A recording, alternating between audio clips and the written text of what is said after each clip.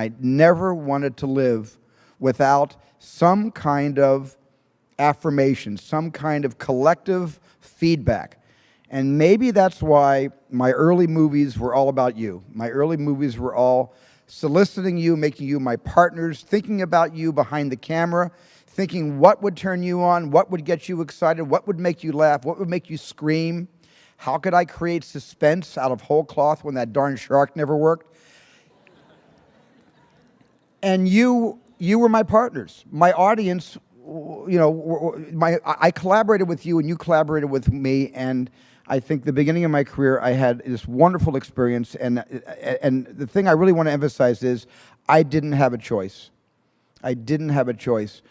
When you have a dream, and the dream isn't something you dream and then it happens, the dream is something you never knew was going to come into your life.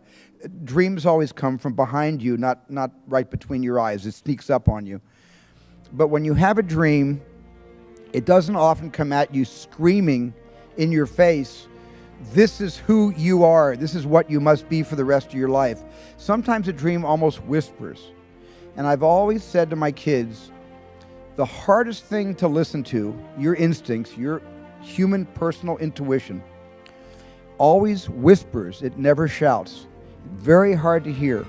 So you have to, every day of your lives, be ready to hear what whispers in your ear. It very rarely shouts.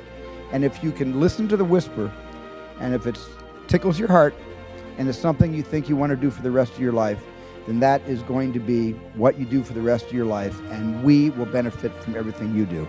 Thank you very much.